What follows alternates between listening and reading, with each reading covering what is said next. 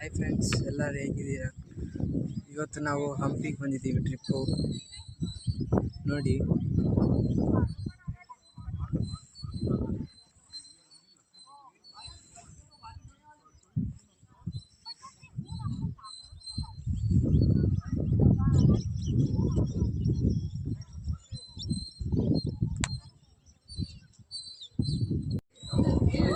$750 ಅಂತೂ 30 metre ಬಿಡ್ತಿದ್ದಂಥ market.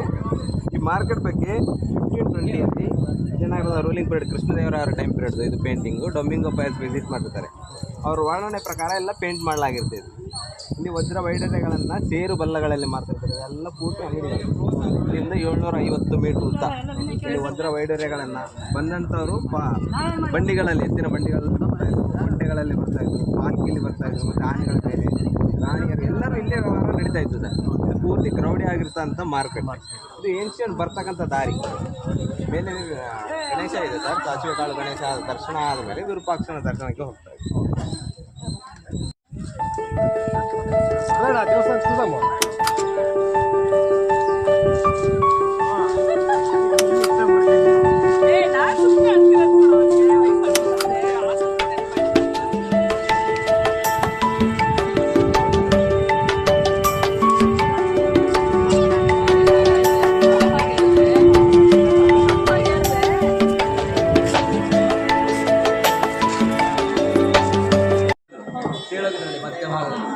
ಮುಂದೆ ಗೋಪುರಕ್ಕೆ ಏನು ಆಗಬಾರ್ದು ಅನ್ನೋ ಕಾರಣಕ್ಕೆ ಇದನ್ನು ಲಂಡನ್ನಿಂದ ತರಿಸಿ ಇನ್ಸ್ಟಾಲ್ ಮಾಡಿ. ಸೆಕೆಂಡ್ ಬೀಮ್ ಇದೆಯಲ್ಲಮ್ಮ, ಅದ್ರ ಮೇಲೆ ಇಂಗ್ಲೆಂಡ್ ಅಂತ ಹೆಸರಿದೆ, ಡಾರ್ಮನ್ ಲಾಂಗ್ ಅಂತ ಕಂಪ್ನಿ ಹೆಸರು ಬಂದ್ಬಿಟ್ಟು. ಫಸ್ಟ್ ಬೀಮ್ ಇದೆಯಲ್ಲ ಇಲ್ಲಿ, ಫಸ್ಟ್, ಸೆಕೆಂಡ್, ಥರ್ಡ್. ಈ ಸೆಂಟರ್ ಬೀಮಲ್ಲಿ ಮೇಲೆ ಅಪ್ಸ್ ಅಂಡ್ ಡೌನ್ ಇದೆ. ಇದನ್ನು ತರಿಸಿ ಇನ್ಸ್ಟಾಲ್ ಮಾಡ್ತಿದ್ದಾರೆ. ಬ್ರಿಟಿಷರು ಕಾಂಟ್ರಿಬ್ಯೂಟ್ ಮಾಡಿದ್ದಾರೆ. ಮುಂದಿನ ಫ್ಯೂಚರ್ಗೆ ಏನು ಆಗಬಾರ್ದು. ಇನ್ನೊಂದು ಈ ಪಕ್ಕದಲ್ಲಿ ಕಾಣುತ್ತಲ್ಲ, ಶಿವನ ಮುಂದೆ ಇರ್ತಕ್ಕಂಥದ್ದು ನಂದಿ, ಒಂದು ದೇಹ ಒಂದು ತಲೆ, ಆ ಥರ ಇರ್ತಲ್ಲ. ಒಂದು ದೇಹ ಒಂದು ಬಾಡಿ. ಬಟ್ ಹಂಪಿಯಲ್ಲಿ ವಿಶೇಷ, ಒಂದು ಬಾಡಿ ಮೂರು ತಲೆ. ತ್ರಿಕಾಲ ಜ್ಞಾನ ನಂದಿ ಅಂತ. ಬ್ರಹ್ಮ ವಿಷ್ಣು ಮಹೇಶ್ವರ, ಸೃಷ್ಟಿ ಸ್ಥಿತಿ ಲಯ. ಇದು ಒಳಗಡೆ ನಂದಿ ಮಂಟಪದಲ್ಲಿತ್ತು ಸರ್, ಹೊಡೆದೋಗಿದೆ ಯುದ್ಧದಲ್ಲಿ. ಹೊಡೆದೋದ ಕಾರಣ ಹೊಡೆದೋದಕ್ಕೆ ಪೂಜೆ ಮಾಡಲ್ಲ, ಅದಕ್ಕೆ ಹೊಡೆದು ಅಲ್ಲಿ ಈ ತರ ಮೂರು ಬೇರೆ ನಂದಿ ನೆಡಲಾಗಿದೆ. ಇದು ತ್ರಿಕಾಲ ಜ್ಞಾನ ನಂದಿ. ಶಿವನಿಗೆ ಇಲ್ಲಿ ತ್ರಿಕಾಲಾಭಿಷೇಕ ಆಗ್ತದೆ, ಬೆಳಿಗ್ಗೆ ಮಧ್ಯಾಹ್ನ ಒಂದು. ಇದು ಹಂಪಿಯಲ್ಲಿ ವಿಶೇಷ. ಹಂಪಿಯಲ್ಲಿ ಮಾತ್ರ ಸಿಗೋದು. ಇದು ನೋಡಿಲ್ಲ ಅಂದ್ರೆ ಹಂಪಿ ನೋಡಿಲ್ಲ ಅಂತ ಅರ್ಥ. ವಿಷ್ಣುವಿನ ಅವತಾರ, ವರಾಹ ಅವತಾರ. ಇದು ಸೂರ್ಯ, ಚಂದ್ರ ಮತ್ತು ಕತ್ತಿ. ವಿಷ್ಣುವಿನ ಕೃಪೆಯಿಂದ ಸೂರ್ಯ ಚಂದ್ರ ಇರುವವರೆಗೂ ಈ ಸಾಮ್ರಾಜ್ಯವನ್ನು ನಾವು ರಕ್ಷಣೆ ಮಾಡ್ತೀವಿ ಅನ್ನೋದರ ಸಂಕೇತ. ಇದನ್ನ ಕ್ಲಿಯರ್ ಆಗಿ ಮ್ಯಾಪ್ ಇದೆಲ್ಲ ಆ ಪೇಂಟಿಂಗ್ ಅಲ್ಲಿ ಎಡಭಾಗದಲ್ಲಿ ನೀವು ನೋಡ್ಬೋದು. ವರಾಹ, ಚಂದ್ರ ಮತ್ತು ಕತ್ತಿ. ಸ್ವಲ್ಪ ಮುಂದೆ ಬನ್ನಿ ಸರ್. ವಿಜಯನಗರ ಸಾಮ್ರಾಜ್ಯದಲ್ಲಿ ಯಾವ ಊರುಗಳನ್ನ ಟ್ಯಾಕ್ಸಸ್ ನ ಅಲೋ ಮಾಡಲಾಗಿದೆ, ದತ್ತಿಗಳನ್ನ ಬಿಡಲಾಗಿದೆ. ಇಂಪ್ರೂವ್ಸ್ ಮಾಡಲಿಕ್ಕೆ, ಟೆಂಪಲ್ ನ ಇಂಪ್ರೂವ್ಸ್ ಮಾಡಲಿಕ್ಕೆ, ಪ್ರಸಾದಕ್ಕೆ. ಅದ್ರ ಬಗ್ಗೆ ಇನ್ಸ್ಕ್ರಿಪ್ಷನ್ ಶಾಸನ. ಇದೆಲ್ಲ ತೆಲುಗಲ್ಲಿ ಕಾಣ್ತಾ ಇದೆ. ಹಳೆಗನ್ನಡ ಇದೆಲ್ಲ. ಇದು ಹಳೆಗನ್ನಡ. ಮೂರನೇ ಕಣ್ಣು ಬಿಟ್ಟಂತ ಸ್ಥಳ.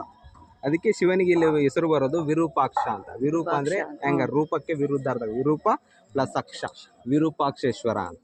ಈ ಮೇಲ್ಭಾಗದಲ್ಲಿ ಚಿಕ್ಕ ಚಿಕ್ಕ ದೇವಸ್ಥಾನಗಳು ಕಾಣುತ್ತಲ್ಲ ಸರ್, ಅದೆಲ್ಲ ಪ್ರೀ ವಿಜಯನಗರ ಟೆಂಪಲ್. ಅಂದ್ರೆ ಬಾದಾಮಿ ಚಾಲುಕ್ಯ ನಿರ್ಮಾಣ ಮಾಡಿದಂಥ ದೇವಸ್ಥಾನ. 7th century temples. Vijayanagara 14th century. ಇದಕ್ಕೂ 700 ವರ್ಷಗಳ ಹಿಂದೆನೆ ನಿರ್ಮಾಣವಾಗಿತ್ತು. ತದನಂತರ ಹೊಯ್ಸಳರಾದ ವಿಜಯನಗರದವರು. ಅದಕ್ಕೋಸ್ಕರ ಒಂದೇ ರಾಜ ಒಂದೇ ಸಮಯದಲ್ಲಿ ನಿರ್ಮಾಣ ಆದಂಥ ದೇವಸ್ಥಾನ ಅಲ್ಲ, ದೊಡ್ಡ ದೇವಸ್ಥಾನ, ದೊಡ್ಡ ಪ್ರಾಂಗಣ. ಇದು ದ್ರಾವಿಡಿಯನ್ ಸ್ಟೈಲ್ ಆಫ್ ಆರ್ಕಿಟೆಕ್ಚರ್ ಅಂತಾರೆ. 1336. ಇದೆಲ್ಲ 11 ಅಂತಸ್ತಿನ ರಾಯ ಗೋಪುರ, ಮೇಲ್ ಎಂಟ್ರೆನ್ಸ್, ಬಿಷ್ಟಪ್ಪಯ್ಯ ಗೋಪುರ ಅಂತ. ಕೆಳಗಡೆ ಕಲ್ಲು ಬಳಸಿದೆ ಸರ್, ಮೇಲೆಲ್ಲ ಗಾರೆ, ಇಟ್ಟಿಗೆ ಮತ್ತು ಕಟ್ಟಿಗೆಯನ್ನು ಬಳಸಿ ನಿರ್ಮಾಣ ಮಾಡಿದ್ದಾರೆ. 11 ಅಂತಸ್ತು. ಒಳಗಡೆ ಹಾಲೋ ಇದೆ, ಸ್ಟೆಪ್ಸ್ ಇದಾವೆ ಮೇಲೆ ಇರಲಿಕ್ಕೆ. ಮೇಲೆ ಕಳಿಸೋದವರೆಗೂ ಹೋಗ್ಬೋದು. 10ನೇ ವಿಂಡೋ ಇದೆಯಲ್ಲ, ಪೂರ್ತಿ ಟಾಪ್ ಆದ್ಮೇಲೆ ಹೊರಗಡೆ ಬಂದು ಚೈನ್ ಹಿಡಿದು ಮೇಲೆ ಇರಬೇಕು ಮೇಲೆ ಇರಲಿಕ್ಕೆ. ಒಳಗಡೆ ಪೂರ್ತಿ ಸ್ಟೆಪ್ಸ್ ಇದೆ, ಹಾಲೋ ಇದೆ, ಸ್ಟೆಪ್ಸ್ ಇದೆ ಒಳಗಡೆ. ಇದು ಗಾಳಿ ಗೋಪುರ. ನಮಗೆ ಯಾರಿಗೂ ಅಲೋ ಕೊಡಲ್ಲ. ಯಾರು ಟೆಂಪಲ್ ಅವರು ಮಾಡ್ತಾರಲ್ವ, ಪೂಜೆ ಮಾಡ್ತಾರಲ್ವ, ಲೈಟಿಂಗ್ ವ್ಯವಸ್ಥೆ ಅವ್ರು ಮಾತ್ರ ಅಲೋ ಮಾಡ್ತಾರೆ. ಬನ್ನಿ. ಶಿವ ಮತ್ತು ಪಾರ್ವತಿಗೆ ಎಂಗೇಜ್ಮೆಂಟ್ ಆಗ್ತಕ್ಕಂಥ ಸ್ಥಳ. ಡಿಸೆಂಬರಲ್ಲಿ ಎಂಗೇಜ್ಮೆಂಟ್ ಮಾಡ್ತಾರೆ. ಏಪ್ರಿಲ್ ಅಲ್ಲಿ ಜಾತ್ರಾ ಮಹೋತ್ಸವ ಇರ್ತದೆ. ಸಭಾ ಮಂಟಪ, ಲಕ್ಷ್ಮಿ ಅಂತ ಹೇಳ್ಬಿಟ್ಟು.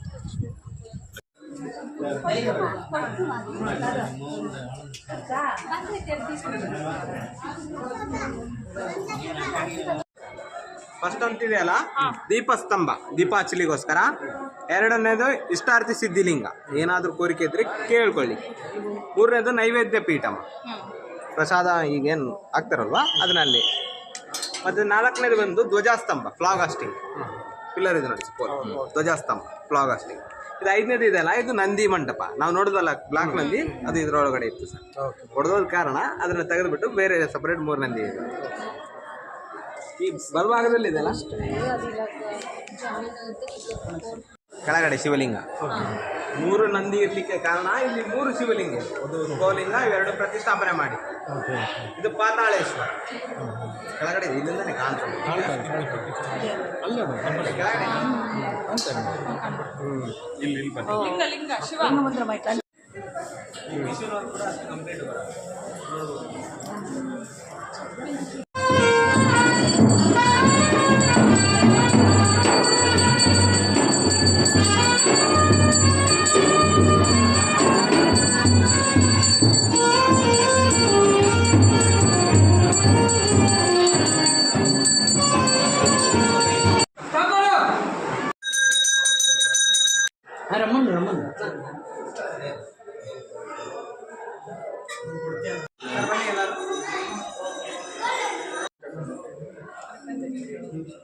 ಮೇಲೆ ಆದಿಶೇಷ. ಇದು ಪೂರ್ತಿ ಕಂಪ್ಲೀಟ್ ಇದೆಲ್ಲ ಹರ್ಬಲ್ ಪೇಂಟಿಂಗ್. ಹೂವು, ಬೇರು, ಹಣ್ಣುಗಳನ್ನು ಬಳಸಿ ಕಲರ್ ಮಾಡುತ್ತಾರೆ. ಮೇಲೆ ಕೂಡ ಪೇಂಟಿಂಗ್ ಇದೆ ಸರ್. ಮಳೆಯಿಂದಾಗಿ ಹೋಗಿದೆ ಸರ್ ಮೇಲೆ ಪೂರ್ತಿ ಟಾಪಲ್ಲಿ ಇದೆಲ್ಲ. ಕೆಲವು ಭಾಗದಲ್ಲಿ ಮಾತ್ರ ಕಾಣ್ತದೆ. ಇದು ಅರಿಶಿನ ಕಲರ್ ಕಾಣುತ್ತಲ್ಲ, ಇದೆಲ್ಲ ಹರ್ಬಲ್ ಪೇಂಟಿಂಗ್ ಮಾಡಿ ಸಿಕ್ಕಂಥ ಹೂಗಳಿಂದ ತೆಗೆದುಬಿಟ್ಟು ಕಲರ್ ಮಾಡಿರ್ತಾರೆ. ಈಗಲೂ ಇದೆ, 500 ವರ್ಷ ಹಳೆಯದು. ಈ ಪೂರ್ತಿ ಪಂಪಾಕ್ಷೇತ್ರ ಆಗಿದೆ. ಅದಕ್ಕೆ ಶಿವನಿಗೆ ಇನ್ನೊಂದು ಹೆಸರು ಏನಂದರೆ ಪಂಪಾಪತಿ, ಪಂಪೆಯ ಪತಿ, ಪಂಪಾಪತಿ. ಪಾರ್ವತಿ ದೇವಸ್ಥಾನ ಅದ್ರ ಪಕ್ಕದಲ್ಲಿ ಭುವನೇಶ್ವರಿ, ಕರ್ನಾಟಕದ ಕುಲದೇವತೆ ಭುವನೇಶ್ವರಿ. 2 ಬ್ಲಾಕ್ ಸ್ಟೋನ್, ಬೆಟ್ಟೌಟ್ ರಾಕ್ ಸ್ಟೋನ್, ಅಂದರೆ ಹೊಯ್ಸಳದಲ್ಲಿ ನಿರ್ಮಾಣ ಮಾಡಿದಂಥ ದೇವಸ್ಥಾನಗಳು. ಅದಾದಮೇಲೆ ವಿಜಯನಗರದಲ್ಲಿ ನಿರ್ಮಾಣ ಮಾಡ್ತಾರೆ. 2 ದೇವಸ್ಥಾನ ದರ್ಶನ ಮಾಡಿ ಆ ಕಡೆ.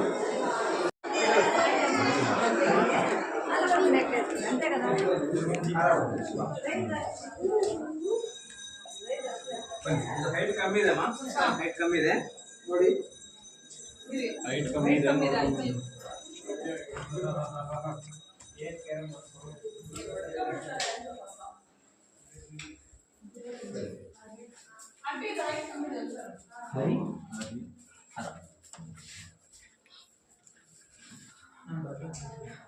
ವಿಷ್ಣು ಮತ್ತು ಶಿವ ಒಂದೇ ಹತ್ರ ಇರ್ತಕ್ಕಂಥ ದೇವಸ್ಥಾನ.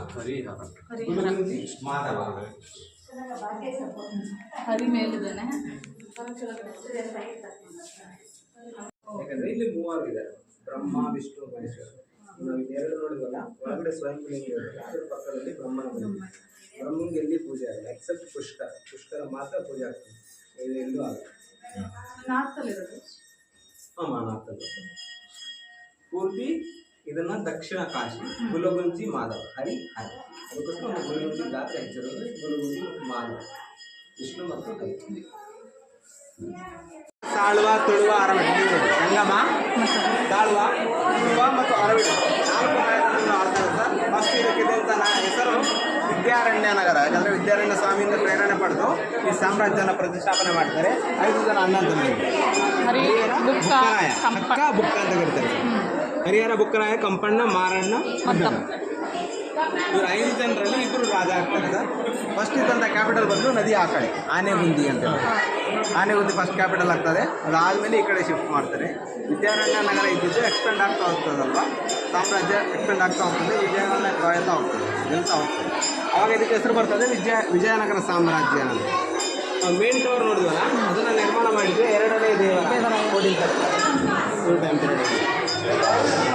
ದೇವರ ಸಂಖ್ಯೆಯಲ್ಲಿ ಮೇನ್ ಟವರ್ ನಿರ್ಮಾಣ ಆಗ್ತದೆ. ಬಹಳಷ್ಟು ದೇವಸ್ಥಾನಗಳನ್ನು, ವಿಜಯ ವಿಠಲ ದೇವಸ್ಥಾನ ಆಗಿರ್ಬೋದು, ಎಲ್ಲದಕ್ಕೂ ಮೂಲ ಇವರೇ ಸರ್. ಎಲ್ಲ ದೇವಸ್ಥಾನದ ಗರ್ಭಗೃಹ ಮತ್ತು ಮೂರ್ತಿಗಳನ್ನು ಪ್ರತಿಷ್ಠಾಪನೆ ಮಾಡ್ತಾರೆ.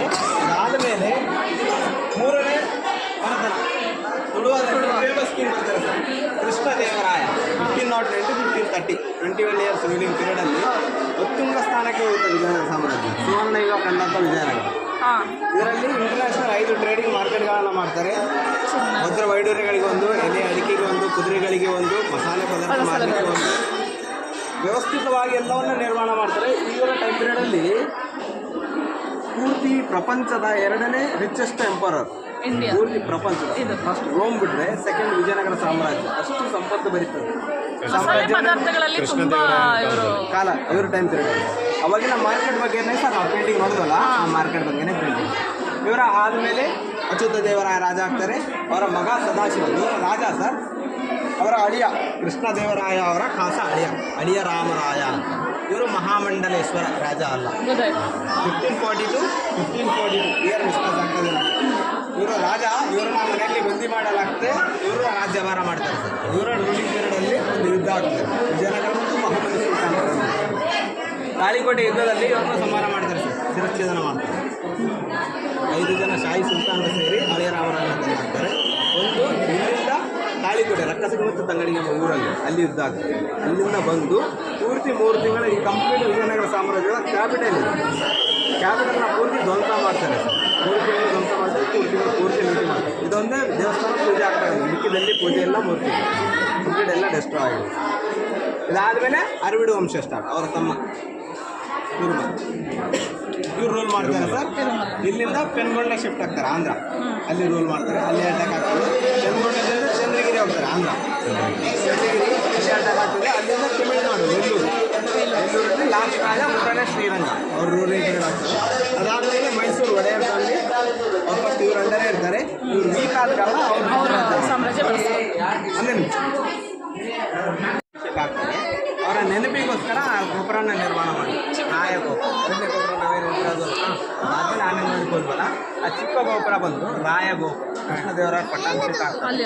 ಪಟ್ಟಾಭಿಷೇಕ ಟೈಮಲ್ಲಿ ನೆನಪಿಗೋಸ್ಕರ ನಿರ್ಮಾಣ ಮಾಡಿ.